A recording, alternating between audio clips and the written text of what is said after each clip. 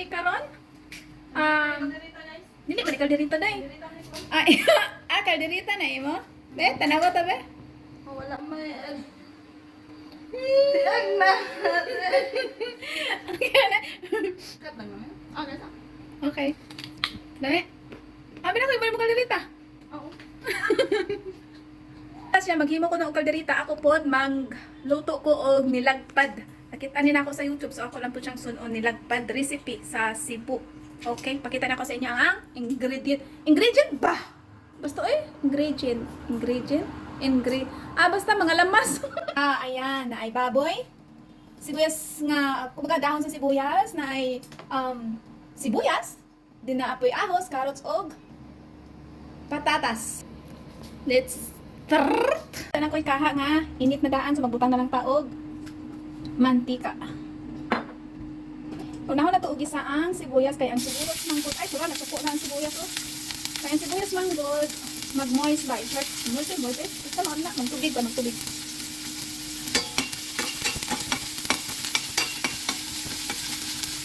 Ngayon, isunod ang ahos.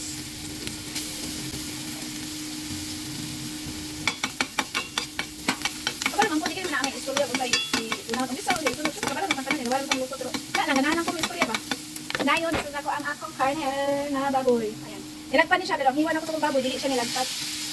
Ito kung saan naman yung hiwa, okay naman. Basta ano siya, nilagpat. Tapos lang ako ang lapad at ang patatas.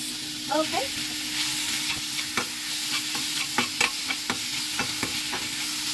Ukayon, hangtod na nain ang iyahang color, and then bitangan na ito gamang tubig niya taod-taod para mo kumuk ba.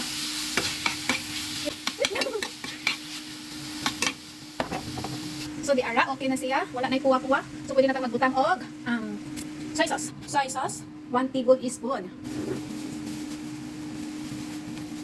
Dayon, magbutang ko og gamay nga dark soy sauce para lang munindot iyahang color ba.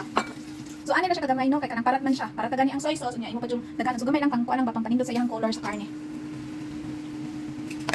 And then, paminta. Wait lang.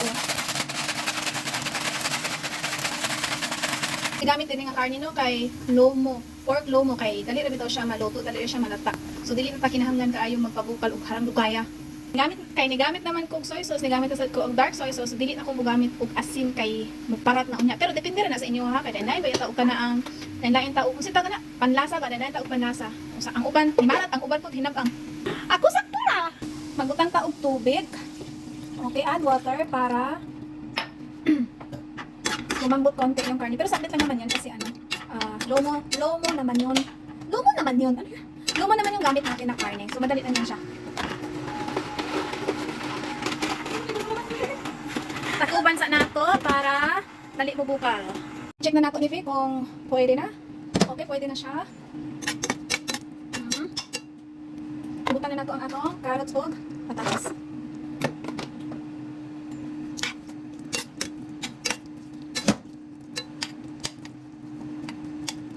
Sa siyang takuban og kadiyot para maluto ang patatas ug ang carrots. Okay, pwede na siguro ni siya. O, di ba? Nindotag color sa akong luto. Ay, nilagpan na ako ikasudaan sa akong agaon. O. Ato ni siyang butangan o cornstarch nga tinulapot yung ating sauce or yung sabaw niya. Okay? Okay na lang natin na kumulo. Haluin natin hanggang sa lumapot yung kanyang sabaw or yung sauce. Ang sa man pasensya na kayo guys ha. Bisaya, tagalog naman niya ako ang istorya nun. Ay, ang sa kalakihan eh. So, wato lang nato siya nabubukal hangtod nga mubaska or lumapot yung kanyang sabaw or yung sauce niya. So, dara, tanawa ang iyang sabaw okay ka na ang lumapot na siya konti. Ayan na, lumapot na siya so okay.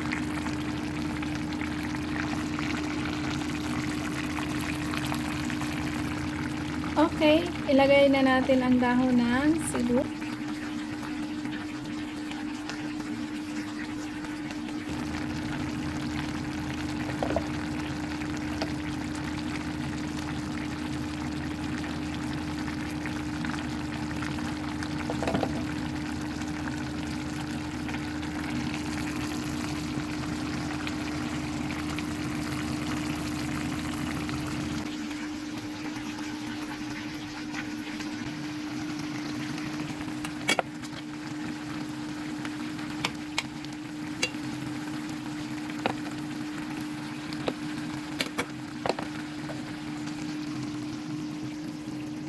Tapos na akong magluto. Meron na akong pangulam kay Busing bukas na tanghali. Bukas pa ito ng tanghali ha. Kasi meron na siyang ulam ngayong gabi. Curry naman, chicken curry.